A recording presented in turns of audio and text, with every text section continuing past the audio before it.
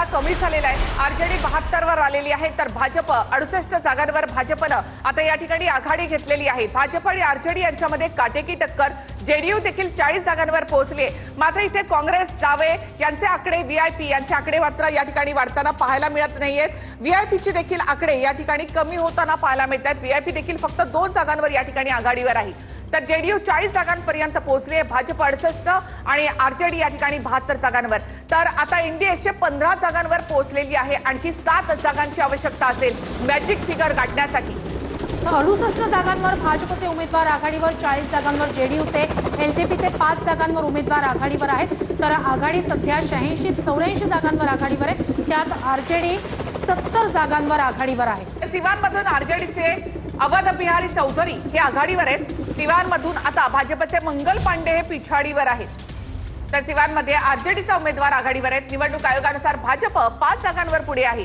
आरजेडीचे अवध बिहारी चौधरी आता सिवानमधून आघाडीवर। निवडणूक आयोगानुसार भाजप 5 जागांवर पुढे आहे। एनडीए 115, महाआघाडी 84 आणि प्रशांत किशोर यांचा जनसुराज 4 जागांवर आघाडीवर आहे। इतरांना एका जागेवर आघाडी मिळाली आहे। काँग्रेस आता 10 जागांपर्यंत पोहोचले तर आरजेडी मात्र आपल्या टार्गेट पासून आणखी कमी आले आहे। आरजेडी 70 आणि भाजप 68 जागांवर आघाडीवर आहे। एनडीए 115 जागांवर तर महाआघाडी 85 जागांवर आघाडीवर।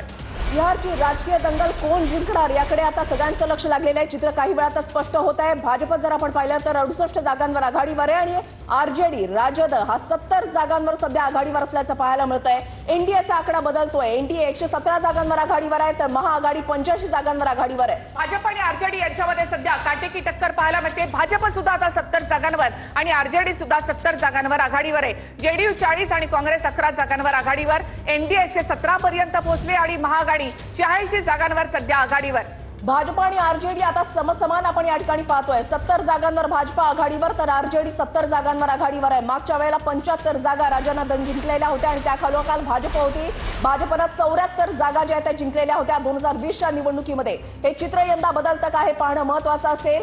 भाजप, आरजेडी आणि जेडीयू या 3 पक्षांमध्ये बिहारमध्ये जर पाहायला गेलं तर काटेकी टक्कर पाहायला मिळते। एनडीए 117 आणि महाआघाडी या ठिकाणी 86 जागांवर। एनडीए आता 118 पर्यंत पोहोचली आहे म्हणजे मॅजिक फिगर गाठण्यासाठी आता फक्त 4 जागांची आवश्यकता असणार आहे। एनडीए वेगाने पुढे जाते आणि एनडीए आता 119 जागांपर्यंत पोहोचलेली आहे। अवघ्या 3 जागांची आवश्यकता असेल मॅजिक फिगर गाठण्यासाठी। 122 ही मॅजिक फिगर आहे आणि मॅजिक फिगरसाठी एनडीएला आता फक्त 3 जागांची गरज आहे। महुआमधून तेजप्रताप यादव पुन्हा एकदा आघाडीवर।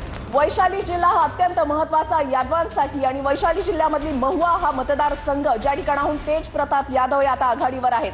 हा आकडा जो आहे तो सातत्याने बदलतोय। आपण पाहतोय की एनडीए 121 जागांवर आघाडीवर आहे। महाआघाडी 86 जागांवर आघाडीवर आहे। जेएसपी जनसुराज पक्ष काय करणार सगळ्यांचं लक्ष लागलेलं होतं। मात्र फक्त आणि फक्त 4 जागांवर जेएसपी आघाडीवर आहे। आता एनडीएला 122